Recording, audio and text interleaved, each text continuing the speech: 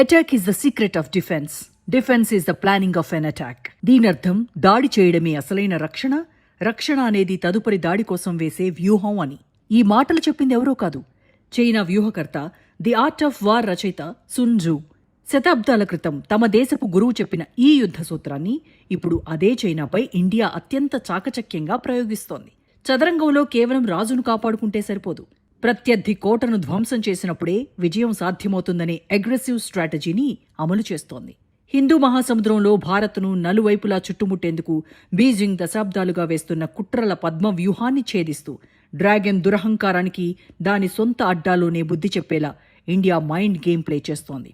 శత్రువు నీ పెరట్లోకి వస్తే నువ్వు ఆ శత్రువు గుమ్మంలోకే చొచ్చుకెళ్లాలనే సిద్ధాంతాన్ని అనుసరిస్తూ దక్షిణ చైనా సముద్రం, ఇండో పసిఫిక్లోని డ్రాగన్కు ఊపిరాడకుండా చేస్తోంది. ఇటీవల జపాన్తో రక్షణ బంధాన్ని హిమాలయాలంత ఎత్తుకు తీసుకెళ్లిన భారత్ ప్రధాని 3 దేశాల పర్యటన ద్వారా చైనాను కోలుకోలేని దెబ్బ కొట్టేలా అడుగులేస్తోంది. ఇండోనేషియాకి బ్రహ్మోస్ అస్త్ర క్షిపణుల విక్రయం అందులో భాగమే. ప్రధాని మోదీ ఇండోనేషియా, ఆస్ట్రేలియా, న్యూజిలాండ్ పర్యటన కేవలం చైనాను రక్షణ పరంగానే కాదు, ఆర్థిక పరంగానూ చావు దెబ్బ కొట్టే సంచలన నిర్ణయాలకు వేదికవుతోంది. వికసిత భారత్ కల నెరవేర్చుకునే దిశగా గ్లోబల్ సప్లై చైన్ను శాసించే భారీ ఒప్పందాలకు వేదికవుతోంది. ఆ పక్కా వ్యూహాలేంటో తెలియాలంటే మన పొరుగు దేశాలతో కలిసి చైనా చేస్తున్న కుట్రల గురించి తెలుసుకోవాలి. అరేబియా సముద్రంలో పాకిస్తాన్ను ముందు పెట్టి చైనా బ్యాక్ ఎండ్ సపోర్ట్ అందిస్తూ భారత నావికాదళానికి సవాల్ విసురుతోంది. ఇటీవల ఆ కుట్రలు తీవ్రమయ్యాయి. పాకిస్తాన్కు చెందిన గ్వాదర్ పోర్టును చైనా ఎప్పుడో తన ఆధీనంలోకి తీసుకుంది. రీసెంట్గా గ్వాదర్ తీరం నుండి అరేబియా సముద్ర గర్భంలో చైనా అత్యాధునిక సోనార్, అండర్ వాటర్ సెన్సార్లను అమర్చబోతోంది. దీని ద్వారా ముంబై, కార్వార్లోని నావికాదళ స్థావరాల నుండి బయలుదేరే యుద్ధ నౌకలు, సబ్మెరైన్ల కదలికలను చైనా, పాక్ ఉమ్మడిగా నిఘా పెడతాయి. ఇది మాత్రమే కాదు, పాక్ నేవీని బలోపేతం చేసేందుకు చైనా 8 అధునాతన హ్యాంగర్ క్లాస్ సబ్మెరైన్లను సరఫరా చేస్తోంది. వీటిలో మొదటి సబ్మెరైన్ జూన్లోనే పాక్ నేవీలో చేరింది. వీటిని అరేబియా సముద్రంలో భారత పశ్చిమ తీరానికి అత్యంత సమీపంలో మోహరిస్తోంది పాకిస్తాన్. ఈ ఉమ్మడి కుట్ర వెనుక ఉన్న అసలు ప్లాన్ భారత ఆర్థిక మూలాలను దెబ్బతీయటం. భారత్కు వచ్చే ఇంధన దిగుమతుల్లో అత్యధిక భాగం పర్షియన్ గల్ఫ్, అరేబియా సముద్రం మీదుగానే వస్తాయి.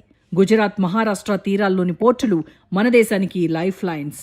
యుద్ధ వాతావరణం వస్తే ఈ హ్యాంగర్ క్లాస్ సబ్మెరైన్లు భారత ఇంధన సరఫరా మార్గాలను ఎప్పుడైనా అడ్డుకునే ప్రమాదం ఉంది. చమురు ట్యాంకర్లను సముద్రంలోనే నిలిపివేసి భారత ఆర్థిక వ్యవస్థకు ఊపిరాడకుండా చేయడమే ఈ వ్యూహం వెనుక లక్ష్యం. కథ ఇక్కడితో అయిపోలేదు. అసలు కుట్ర బంగ్లాదేశ్ అడ్డాగా జరుగుతోంది. పశ్చిమాన గ్వాదర్, దక్షిణాన హంబన్ తోట పోర్టులను చేజిక్కించుకున్న చైనా ఇప్పుడు తూర్పున భారత్కు గుండెకాయ లాంటి సిలిగురి కారిడార్కు అత్యంత సమీపంలో ఉన్న బంగ్లాదేశ్పై గురిపెట్టింది. బంగ్లాదేశ్లో చిట్టగాంగ్ తర్వాత రెండో అతిపెద్ద ఓడరేవైన మోంగ్లా పోర్టు అభివృద్ధి కాంట్రాక్ట్ను డ్రాగన్ చేజిక్కించుకుంది. ఇది కేవలం ఆర్థికపరమైన ఒప్పందం కాదు, వ్యూహాత్మక చొరబాటు. $100 మిలియన్ నిధులతో మోంగ్లా పోర్టును ఆధునీకరించే పేరుతో చైనా కంపెనీలు అక్కడ తిష్టవేశాయి. టెర్మినళ్ల నిర్మాణం, హార్బర్ను వెడల్పు చేయడం వంటి పనులన్నీ జిన్పింగ్ ప్రభుత్వ నియంత్రణలోని సంస్థలే చేస్తాయి. శ్రీలంకలో హంబన్ తోట పోర్టును వాణిజ్య అవసరాల కోసమని చెప్పి ఆ తర్వాత చైనా గూఢచర నౌకలను నిలిపినట్టే రేపు మోంగ్లా పోర్టును కూడా చైనా తన యుద్ధ నౌకలు, సబ్మెరైన్ల లాజిస్టిక్స్ హబ్గా మార్చుకుంటుంది అనడంలో ఎలాంటి సందేహం అవసరం లేదు. మోంగ్లా పోర్టులో డ్రాగన్ ఉనికి భారత్కు అత్యంత ప్రమాదకరమైన ముప్పును తెచ్చిపెడుతోంది. మోంగ్లా పోర్టు ఉన్న ప్రాంతం నుండి భారత ఈశాన్య రాష్ట్రాలను దేశంతో అనుసంధానించే అత్యంత సున్నితమైన సిలిగురి కారిడార్ చాలా దగ్గరగా ఉంది.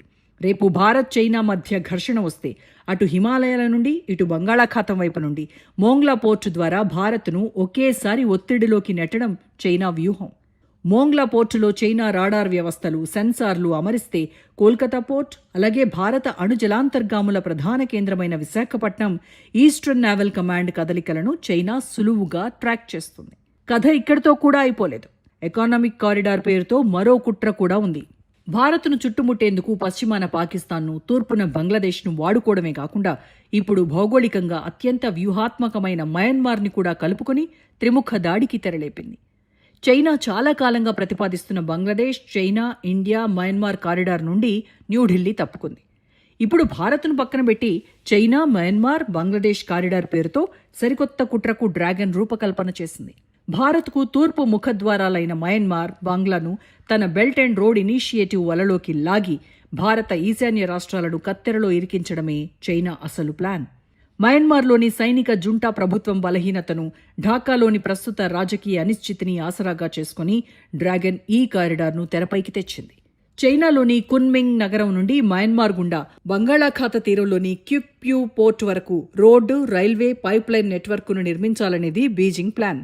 భవిష్యత్తులో యుద్ధం వస్తే కీలక మలక్కా జలసంధిని భారత్ మూసేసినా డ్రాగన్కు ఈ కారిడార్ ద్వారా నేరుగా బంగాళాఖాతంలోకి ప్రవేశించే అవకాశం వస్తుంది. గ్వాదర్, మోంగ్లా తరహాలోనే ఈ క్యుక్ప్యూ పోర్టును కూడా చైనా పూర్తిగా తన ఆర్థిక నియంత్రణలోకి తెచ్చుకుంది. ఇక్కడి నుండి భారత Andaman Nicobar command, Visakha naval base అత్యంత సమీపంలో ఉంటాయి. ఇప్పుడు చైనా చేస్తున్న అసలైన కుట్ర మయన్మార్లో కారిడార్ను బంగ్లాదేశ్లోని మోంగ్లా, చిట్టగాంగ్ పోర్టులతో అనుసంధానించడం. మయన్మార్ గుండా బంగ్లాదేశ్ సరిహద్దులకు హైవేలు, డిజిటల్ ఫైబర్ లైన్లను చైనా వేగంగా విస్తరించి చైనా, మయన్మార్, బంగ్లాదేశ్ మధ్య ఇండియాతో సంబంధం లేకుండా ఒక ప్రత్యేక ఆర్థిక, మిలిటరీ కారిడార్ ఏర్పాటు చేయాలని చూస్తోంది. ఈ 3 దేశాల కారిడార్ కనెక్టివిటీ సరిగ్గా భారత ఈశాన్య రాష్ట్రాల కింద సిలిగురి కారిడార్కు దక్షిణంగా కేంద్రీకృతమై ఉంది. ఎప్పుడైనా చైనాతో ఘర్షణ తలెత్తితే ఈశాన్య రాష్ట్రాలకు వెళ్లే భారత మిలిటరీ సప్లై లైన్స్ను కట్ చేసేందుకు ఇదొక పక్కా వ్యూహాత్మక లాజిస్టిక్స్ బేస్ అవుతుంది. ఈ కారిడార్ కుట్రలో అత్యంత సంచలనాత్మకమైన భాగం భారత సరిహద్దులకు కేవలం కొన్ని కిలోమీటర్ల దూరంలో ఉన్న మయన్మార్కు చెందిన కోకో ఐలాండ్స్. ఈ దీవుల్లో చైనా బ్యాక్ ఎండ్ సపోర్ట్తో మయన్మార్ ఆర్మీ రన్వేలను, పెద్ద పెద్ద రాడార్ స్టేషన్లను నిర్మించింది. ఒడిశాలోని వీలర్ ఐలాండ్ నుంచి భారత్ ప్రయోగించే అగ్ని సిరీస్ క్షిపణి పరీక్షలను, అలాగే శ్రీహరికోట నుండి ప్రయోగించే ఉపగ్రహాలను ట్రాక్ చేయడానికి చైనా ఈ కోకో ద్వీపాల్లోని రాడార్ వ్యవస్థలను రిమోట్ కంట్రోల్ ద్వారా వాడుకుంటోంది. ఇలా భారత పొరుగు దేశాలను వ్యూహాత్మక అస్త్రాలుగా మలుచుకుంటూ చైనా చేస్తున్న కుట్రలు అన్నీ ఇన్నీ కావు. మరి ఈ కుట్రలకు చెక్ పెట్టాలంటే చైనా అడ్డాలోకి మనము ఎంటర్ అవ్వాలి. చైనా కుట్రల పద్మవ్యూహాన్ని ఛేదించాలంటే యుద్ధ సన్నద్ధత ఒక్కటే సరిపోదు. నిజానికి పాకిస్తాన్, బంగ్లాదేశ్ల నావికా దళాలు ఇండియన్ నేవీ ముందు నిలబడలేవు. ఇక్కడ లక్ష్యం చైనాకు బుద్ధి చెప్పడం, శత్రువును అతడి కోటలోనే దెబ్బకొట్టేలా వ్యవహరించడానికి రీజన్ అదే. ఇటీవల జపాన్ ప్రధాని భారత పర్యటన ఇందులో భాగమే. చైనాకు తూర్పున జపాన్, పశ్చిమ దక్షిణాల్లో భారత్ ఉన్నాయి. ఈ 2 అగ్రదేశాల రక్షణ బంధం ఇప్పుడు హిమాలయాలంత ఎత్తుకు చేరి డ్రాగన్ గుండెల్లో రైళ్లు పరిగెత్తిస్తోంది. తూర్పు చైనా సముద్రంలో జపాన్కు చెందిన సెంకాకు దీవుల్ని ఆక్రమించాలని చూస్తున్న బీజింగ్కు అటు హిమాలయాల్లో, ఇటు హిందూ మహాసముద్రంలో భారత్ రూపంలో అసలైన ముప్పు పొంచి ఉందనే పక్కా సిగ్నల్స్ ఈ పర్యటన ద్వారా వెళ్లాయి. భారత్, జపాన్ రక్షణ ఒప్పందాలు కేవలం కాగితాలకే పరిమితం కాలేదు. గ్లోబల్ సప్లై చైన్ నుండి చైనాను పూర్తిగా వేరు చేయడమే లక్ష్యంగా ఇరు దేశాలు మైండ్ గేమ్ మొదలుపెట్టాయి. చైనా నిర్మిస్తున్న కారిడార్లకు కౌంటర్గా భారత ఈశాన్య రాష్ట్రాల అభివృద్ధిలో, వ్యూహాత్మక రహదారులు, బ్రిడ్జిల నిర్మాణంలో జపాన్ భారీగా పెట్టుబడులు పెడుతోంది. అంటే సిలిగురి కారిడార్ వద్ద చైనా వేస్తున్న స్కెచ్ను తిప్పికొట్టేందుకు టోక్యో, న్యూఢిల్లీ చేతులు కలిపాయి. అంతేకాదు, అండమాన్ నికోబార్ దీవులలో అత్యాధునిక రక్షణ మౌలిక వసతుల కల్పనకు జపాన్ సాంకేతిక సహాయం అందిస్తోంది. దీని ద్వారా మలక్కా జలసంధి గుండా వచ్చే చైనా గూఢచార నౌకలు, సబ్మెరైన్ల ఆట కట్టించడం భారత్కు మరింత సులువు కానుంది. చైనాను దాని అడ్డాలోనే కొట్టాలి అనే వ్యూహానికి ఇది ఆరంభం మాత్రమే. అసలు కథ మోదీ 3 దేశాల పర్యటనలోనే ఉంది. చైనాకు ఊపిరాడకుండా చేసేందుకు భారత్ ఎంచుకున్న వ్యూహాలు ఇండోనేషియా, ఆస్ట్రేలియా, న్యూజిలాండ్. ప్రస్తుతం ప్రధాని మోదీ ఈ 3 దేశాల పర్యటనలోనే ఉన్నారు. రక్షణ కోణంలో చూస్తే ఈ పర్యటన చైనా పాలిట యమపాసం కాబోతోంది. మొదటిది ఇండోనేషియా. చైనాకు అత్యంత కీలకమైన మలక్కా జలసంధికి ముఖద్వారం లాంటి ఇండోనేషియాలోని సబాంగ్ పోర్టుపై భారత్ పట్టు సాధించింది. చైనా తన క్యుక్ప్యూ కారిడార్ ద్వారా బంగాళాఖాతంలోకి రావాలని చూస్తే భారత్ ఇండోనేషియా సాయంతో మలక్కా జలసంధి గొంతుపై కాలు పెట్టేలా సబాంగ్ పోర్టులో మిలిటరీ లాజిస్టిక్స్ యాక్సెస్ను పటిష్టం చేసుకుంటోంది. ఇన్నాళ్లు మలక్కా జలసంధి గుండా చైనా యుద్ధ నౌకలు, ఆయిల్ ట్యాంకర్లు యథేచ్ఛగా హిందూ మహాసముద్రంలోకి వచ్చేవి. కానీ ఇప్పుడు సబాంగ్ పోర్టులో భారత నేవీకి లభించిన వ్యూహాత్మక యాక్సెస్తో సీన్ పూర్తిగా మారిపోయింది. మన అండమాన్ నికోబార్ కమాండ్, ఈ సబాంగ్ పోర్ట్, ఈ 2 కలిసి మలక్కా జలసంధికి ఇరువైపులా డ్రాగన్ను రౌండప్ చేయబోతున్నాయి. ఫ్యూచర్లో ఏదైనా ఘర్షణ తలెత్తితే చైనాకు వెళ్లే ఇంధన సరఫరా మార్గాలను భారత్ ఏ క్షణంలోనైనా బంద్ చేయగలదు. చైనా గ్వాదర్, హంబన్ తోట పోర్టుల ద్వారా భారత్ను చుట్టుముట్టాలని చూస్తే డ్రాగన్ ఊపిరిని శాసించే మలక్కా జలసంధిని తన కంట్రోల్లోకి తెచ్చుకుంటూ భారత్ ఇచ్చిన ఈ కౌంటర్ స్ట్రోక్ బీజింగ్ పాలకులకు నిద్ర లేకుండా చేస్తోంది. ఇది మాత్రమే కాదు, చైనా కలలో కూడా ఉలిక్కిపడేలా ఇండోనేషియాకు భారత బ్రహ్మాస్త్రాలైన అస్త్ర, బ్రహ్మోస్ క్షిపణులు అందబోతున్నాయి. ఇది కేవలం ఇండోనేషియా అడ్డాగా జరుగుతున్న ఆపరేషన్ మాత్రమే. అసలు యాక్షన్ క్వాడ్ కూటమి భాగస్వామి ఆస్ట్రేలియా కేర్ ఆఫ్గా ఉండబోతోంది. చైనాను నిలువరించడానికే ఏర్పాటైన క్వాడ్ కూటమిలో ఆస్ట్రేలియా అత్యంత కీలక భాగస్వామిగా ఉంది. ఆస్ట్రేలియాతో రక్షణ బంధాన్ని భారత్ మరింత పదును పెట్టింది. హిందూ మహాసముద్రం నుండి పసిఫిక్ మహాసముద్రం వరకు చైనా యుద్ధ నౌకల కదలికలను అంగుళం స్కాన్ చేసేందుకు ఆస్ట్రేలియాకు చెందిన కోకోస్ దీవుల్లో భారత నావికాదళ విమానాలు, సబ్మెరైన్ల మోహరింపునకు ఈ పర్యటన ద్వారా గ్రీన్ సిగ్నల్ రాబోతున్నట్టు నివేదికలు వస్తున్నాయి. భారత నావికాదళానికి చెందిన P-81 long range submarine Hunter విమానాలు అత్యాధునిక జలాంతర్గాముల మోహరింపునకు ఆస్ట్రేలియా అంగీకరిస్తే అసలు సిసలు ఆట అప్పుడే మొదలవుతుంది. మయన్మార్ పరిధిలోని కోకో ఐలాండ్స్లో చైనా కూర్చుని భారత క్షిపణి ప్రయోగాలను ట్రాక్ చేయాలని చూస్తే ఆస్ట్రేలియాకు చెందిన కోకోస్ ఐలాండ్స్లో ఇండియన్ నేవీ తిష్టవేసి హిందూ మహాసముద్ర గర్భంలో తిరిగే డ్రాగన్ సబ్మెరైన్లను వేటాడుతుంది. ఈ కోకోస్ దీవుల లొకేషన్ ఎంత కీలకమైందంటే చైనా సబ్మెరైన్లు మలక్కా, సుండా లేదా లోంబాక్ జలసంధుల గుండా హిందూ మహాసముద్రంలోకి అడుగుపెట్టాలన్నా, ఇండో పసిఫిక్ రీజియన్లోకి వెళ్లాలన్నా ఈ దీవుల నిఘానేత్రం దాటి వెళ్లటం అసాధ్యం. అంటే చైనా సబ్మెరైన్ల కదలికలను కనిపెట్టి సముద్ర గర్భంలోనే వాటిని వేటాడే వ్యూహాత్మక శక్తి భారత్కు వస్తుంది. ఇక 40 ఏళ్లుగా ఏ భారత ప్రధాని పర్యటించని దేశం న్యూజిలాండ్. మోదీ కివీస్ పర్యటన కూడా చైనాకు చెక్ పెట్టడంలో అత్యంత కీలకమైనదే.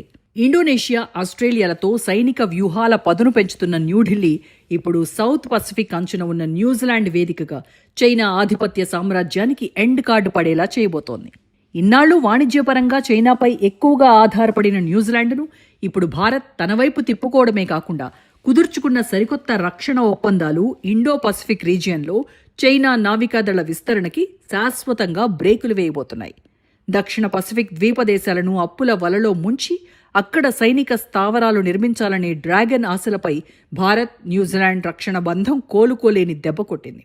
China a string of pearls వ్యూహంతోనైతే భారత్ను సముద్ర మార్గాల్లో దిగ్బంధించాలని కలలుగందో, ఇప్పుడు అదే చైనా చుట్టూ భారత్ ఒక బలమైన డెమోక్రటిక్ డిఫెన్స్ వలయాన్ని నిర్మిస్తోంది.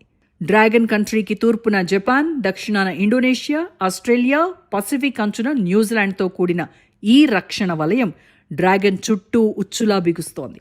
శత్రువు నీ పెరట్లోకి వస్తే నువ్వు ఆ శత్రువు గుమ్మంలోకే చొచ్చుకెళ్లాలి అనే సున్జు యుద్ధ సూత్రాన్ని చైనా పైన ప్రయోగించి దక్షిణ చైనా సముద్రం నుండి ఇండో పసిఫిక్ దాకా డ్రాగన్కు ఊపిరాడకుండా చేస్తోంది భారత్. కానీ చైనా విషయంలో ఆ 3 దేశాలు భారత్కు ఎందుకు మద్దతుగా నిలుస్తాయి? ఎందుకంటే ఇక్కడ చైనా అందరికీ శత్రువే కాబట్టి.